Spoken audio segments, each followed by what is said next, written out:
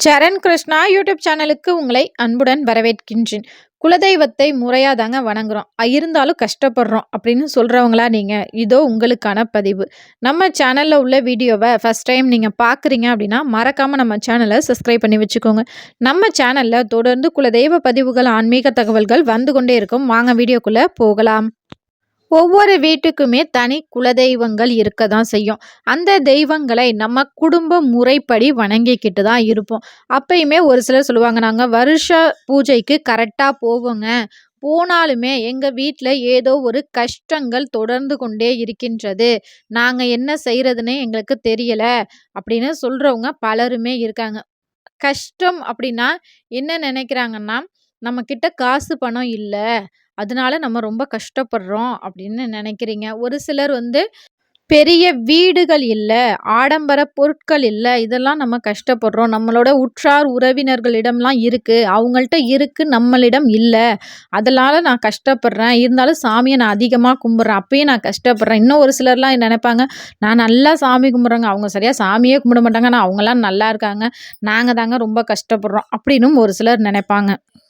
குலதெய்வத்தை முறையா வணங்குபவர்களுக்கு, குலதெய்வம் அருள் நிறைந்தவர்களுக்கு கஷ்டம் அப்படிங்கிறது வரவே வராது அப்படின்னு நம்ம சேனல்ல நெறைய சொல்லியிருக்கோம்.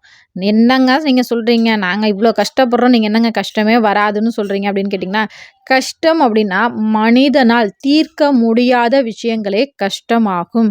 அது என்ன மனிதனால தீர்க்க முடியாத விஷயம் அப்படின்னு கேட்டிங்கன்னா, பலரோட வீட்ல நல்ல செல்வ செழிப்போட இருப்பாங்க.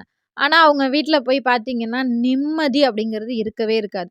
ஒருத்தர் மாத்தி ஒருத்தருக்கு உடல் உபாதைகள் வந்து கொண்டே இருக்கும். சம்பாதிக்கிற முக்காவாசி பணம் தன்னுடைய மருத்துவ செலவிற்கே போதுமானதாக இருக்கும். அது மட்டும் இல்லாம, வீட்டுக்குள்ள இருந்தாலே ஏன்டா இருக்கிறோம் அப்படிங்கிற ஒரு நிலை இருப்பாங்க. ஆனா, குலதெய்வத்தை வணங்குபவர்கள் மனதுல எப்போதும் ஒரு நிம்மதி இருக்கும். பெரிய பணம், காசு இல்லைனாலும், நான் நிம்மதியா இருக்கேன்ப்பா, திருப்தியா இருக்கேன்ப்பா. நல்ல பொண்டாட்டி பிள்ளைங்க இருக்காங்க. நல்ல பிள்ளைங்க, பிள்ளைங்க நல்லா படிக்கிறாங்க. பிள்ளைங்க நல்ல உடல் ஆரோக்கியம் இருக்கு. வீட்ல உள்ளவங்க எல்லாருமே நல்லா சந்தோஷமா இருக்காங்க. இதுக்கு மேல என்னங்க வேணும்? இதுதாங்க உண்மையான சந்தோஷம். இதுதான் உண்மையான செல்வ செழிப்பும் கூட இதுதான். இதெல்லாம் சரிதாங்க. இருந்தாலும் காசு பணம் வேணாமாங்க அப்படின்னு கேட்டிங்கன்னா, கண்டிப்பா உங்களுக்கு போதுமான அளவு செல்வ நிலை உங்களை வந்து சேரும்.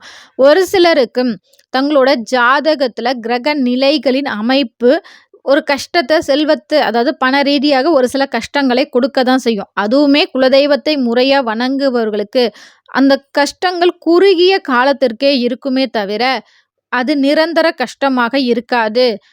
குலதெய்வ அனுக்கிரகம் இல்லாதவர்களுக்கு அந்த நிரந்தர கஷ்டம் அப்படின்னா என்னன்னு அவங்கள்ட்ட கேட்டிங்கன்னா நிறைய பேர் புலம்புவாங்க.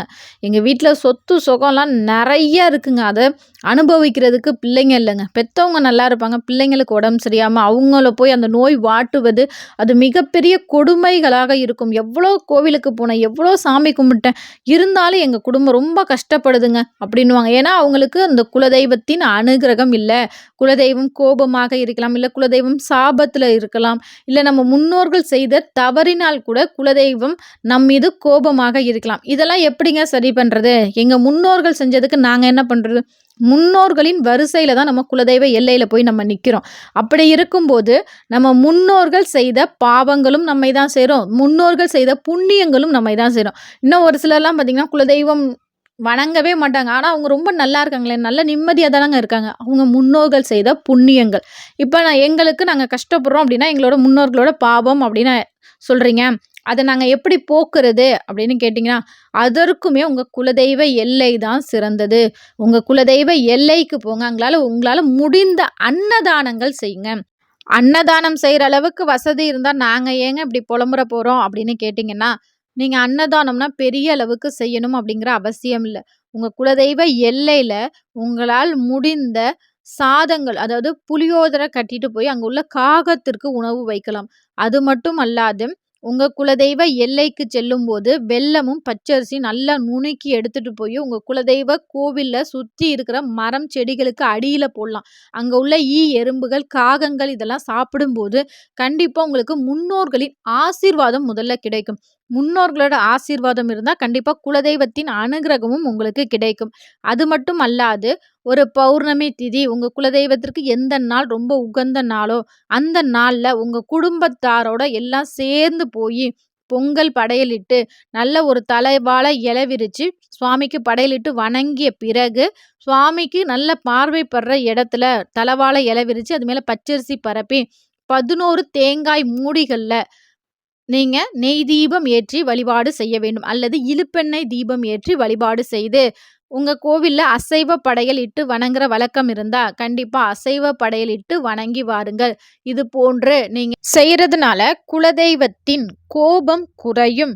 குலதெய்வ சாபம் நீங்குவதற்கான வழி பிறக்கும். நாங்க நல்லா தானங்க குலதெய்வத்தை வணங்குறோம். இருந்தாலும் எங்களுக்கு பொருளாதார ரீதியா கொஞ்சம் கஷ்டங்கள் இருக்கு. அந்த கஷ்டங்கள் போறதுக்கு நாங்க என்ன செய்றோம்?